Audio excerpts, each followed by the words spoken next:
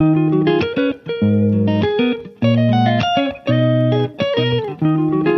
नमो भगवते वासुदेवाय नमः। मेरे YouTube चैनल में आपका स्वागत है। आज मैं आप लोगों को पौष पुत्रदा एकादशी 2023 कब है, शुभ मुहूर्त, पारण विधि, पारण कब करें, एकादशी का महत्व, क्या उपाय करने चाहिए, ये सब कुछ अपने वीडियो में बताऊंगी। इसलिए आप लोग मेरे वीडियो में अंत तक बने रहें, वीडियो को स्किप ना करें और ध्यान से सुनें। नव वर्ष 2023 की पहली एकादशी पौष माह के शुक्ल पक्ष की एकादशी है। इसे पौष पुत्रदा एकादशी के नाम से जानते हैं।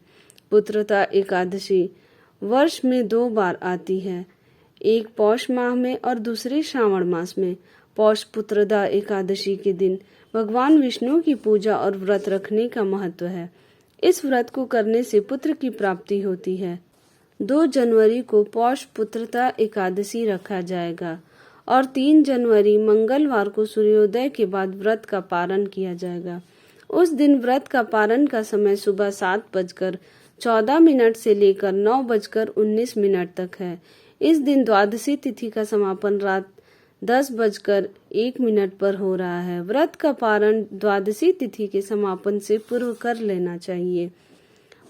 पौष पुत्रदा एकादशी के दिन 3 शुभ योग बन रहे हैं।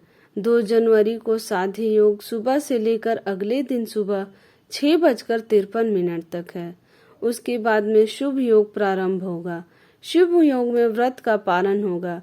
व्रत वाले दिन रवि योग भी बन रहा है। उस दिन सुबह 7:14 से लेकर दोपहर 2:24 तक रवि योग है। पौष माह में शुक्ल पक्ष की एकादशी तिथि का प्रारंभ 1 जनवरी रविवार को शाम 7:11 पे हो जाएगा।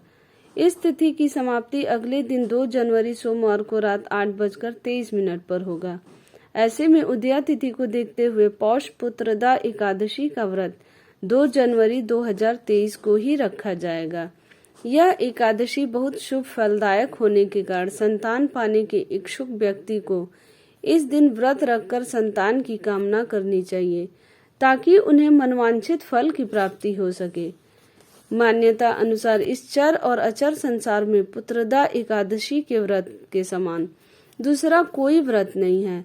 यह एकादशी संतान न होने वाले मनुष्य के लिए एक खास अवसर के समान है, क्योंकि जिन व्यक्तियों को संतान प्राप्त होने में बाधाएं आ रही हैं या जिन्हें पुत्र प्राप्ति की कामना हो, उन्हें पुत्रदा एकादशी का व्रत अवश्य करना चाहिए। पुत्रदा एकादशी व्रत रखने वालों एक दिन पहले यानी दशमी तिथि की रात्रि से ही व्रत के नियमों का पूर्ण रूप से पालन करना चाहिए। दशमी के दिन शाम में सूर्यास्त के बाद भोजन ग्रहण नहीं करना चाहिए और रात्रि में भगवान विष्णु का ध्यान करते हुए सोना चाहिए।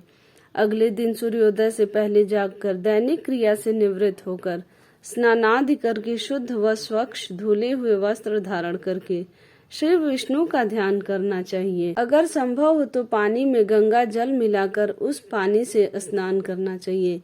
इस पूजा के लिए श्री विष्णु की प्रतिमा के सामने दिया जलाकर व्रत का संकल्प लेकर कलश स्थापना करनी चाहिए।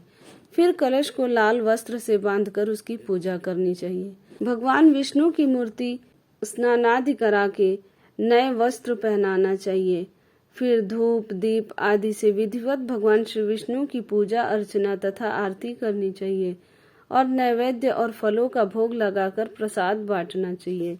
श्री विष्णु को अपने सामर्थ्य के अनुसार पुष्प, ऋतु फल, नारियल, पान सुपारी, लौंग, बेर, आंवला आदि अर्पित करना चाहिए। एकादशी के रात्रि में भजन कीर्तन करते हुए समय व्यतीत करना चाहिए।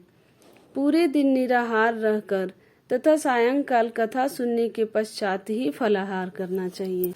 पारण वाले या दूसरे दिन ब्राह्मणों को भोजन तथा दान दक्षिणा देकर खुद को बाद पारण करना चाहिए। एकादशी के दीप दान करने का बहुत महत्व है, अतः इस दिन दीप दान अवश्य करें। इस व्रत के पुण्य प्रभाव से व्यक्ति तपस्वी तथा विद्वान होकर पुत्रादि पाकर अपार धन संपत्ति का मालिक बनता है। ओम नमो भगवते वासुदेवाय नमः। ओम विष्णुवे नमः। श्री कृष्ण गोविंद हरे मुरारी। हे नाथ नारायण वासुदेव। ओम नमो नारायण। ओम नमो नारायणाय नमः। ओम श्रीं ह्रीं श्रीं कमले कमलालय प्रसीद प्रसीद श्री ह्रीं श्रीं ओम महालक्ष्मी नमः। ओम श्रीं ह्रीं क्लीं श्रीं सिद्ध लक्ष्मे नमः। इस मंत्र का उच्चारण करते हुए भगवान विष्णु की पूजा अर्चना करनी चाहिए। एकादशी व्रत रखने और पितृ तर्पण करने से पितृ प्रसन्न होकर जीवन में आने वाली परेशानियां दूर करते हैं।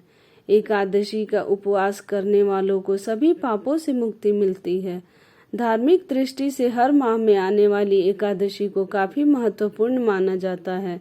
इस दिन भगवान विष्णु की पूजा करके व्रत रखना और कथा सुनना पुण्य फलदायी माना जाता है।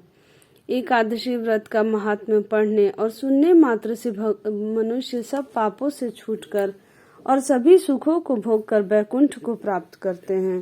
धार्मिक पुराणों में एकादशी व्रत सभी मनोकामनाओं को पूर्ण करने वाला बताया गया है।